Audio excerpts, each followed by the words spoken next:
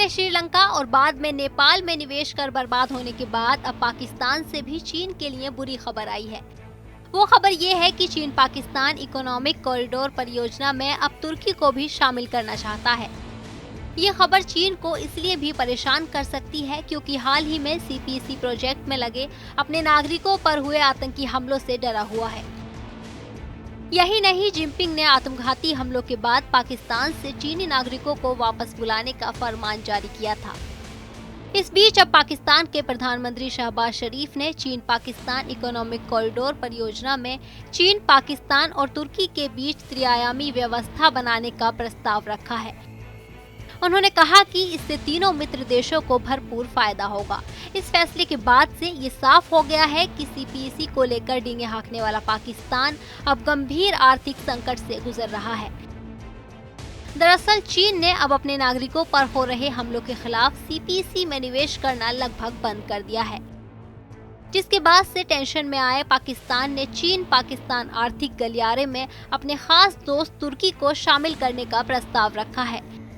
तुर्की के शामिल होते ही चीन पाकिस्तान आर्थिक गलियारा चीन, पाकिस्तान और तुर्की के बीच एक त्रिपक्षीय समझौते में बदल जाएगा। सीपीसी $60 अरब का एक अहम प्रोजेक्ट है।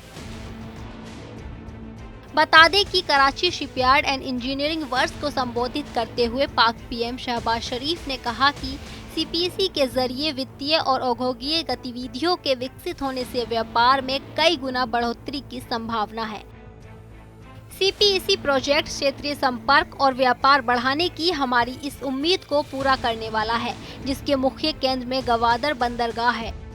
उन्होंने कहा कि मैं इस अवसर का लाभ उठाने के लिए प्रस्ताव रखना चाहता हूं कि सीपीसी को चीन, पाकिस्तान और तुर्की के बीच एक त्रिपक्षीय व्यवस्था बनने दें और हमें अपने देशों को फायदा पहुंचाने की इसकी क्षमता का फायदा उठाने दें। सीपीसी प्रोजेक्ट के लिए पाकिस्तान दिसंबर 2019 तक चीन से करीब $21.7 अरब कर्ज ले चुका था। इनमें से $15 अरब का कर्ज चीन की सरकार से और बाकी वहां के वित्तीय संस्थानों से लिया गया है। अब पाकिस्तान के सामने इस कर्ज को वापस लौटाना बड़ी समस्या बन गया है। वहीं चीन इकोनॉमिक कॉरिडोर अब ड्रैगन के गले की भी फांस बन गया है। अरबों रुपए लगाने के बाद भी चीन को फायदा नहीं मिल रहा है, जिसके लिए उसने इतनी बड़ी रकम निवेश की थी।